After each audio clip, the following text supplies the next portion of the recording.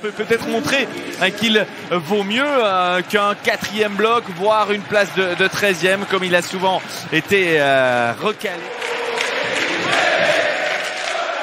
Granlund, Riva, le puck au but, Mayer, Desclous de Zurich. Mais dans le 3e, eh bien on a fait beaucoup de choses fausses. On n'est pas capable de tenir avec un puck perdu sur Josephs. Tessinois qui partent à 2, même à 3. Josephs qui veut remettre à son coéquipier. Et une bonne intervention défensive et ensuite Gauthier Desclous, mais c'était compliqué là. Et but quand même. But de Riva, visiblement.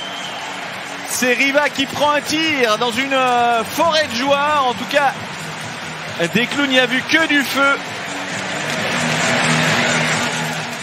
Et Elia Riva sur passe de Kaski. Alors ça, c'est un peu l'événement du jour aussi, hein. Le premier point. Non, le 2e point, pardon, pour Kaski. Ah, il y a vraiment beaucoup de monde. Et ce tir surprend Desclous. Pas dû voir grand chose. Piccoli, à force de regarder du côté droit où tout se passe. Décidément, ça va finir par rentrer, c'est Zanetti. Et en plus, ce jeune homme a le sens du but, hein. Et quand je vous disais qu'il était pétri de qualité, ce jeune Italien, à licence suisse bien évidemment. Marco Zanetti, qui réussit son 2e but en 2 matchs, son 3e au total.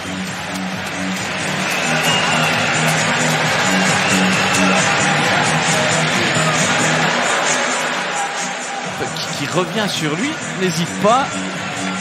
Un tir au poignet, hors de portée de Desclous. C'est un joli tir. On marque, qui a joué vite pour Vincent Praplan. Le tir, chercher à faire passer le puck entre les jambières. Praplan qui se met en position, la passe est superbe. La passe de Praplan pour Omar, c'est 2-1, c'est peut-être le but qu'il fallait pour lancer ce match. Vincent Praplan qui sert parfaitement Linus Omark. Ne pouvait pas rater Linus Omark. Il en a mis des beaucoup plus compliqués que celui-ci. C'est un contre qui fait mouche. 31 minutes et 49 secondes. Artikainen. Richard, le puck était entre les jambes du gardien, mais Rod a pas réussi à le mettre au fond et Koskinen s'est évité de se fabriquer un goal, mais on n'est pas passé loin du 2 partout. Très bien joué de la part de Richard.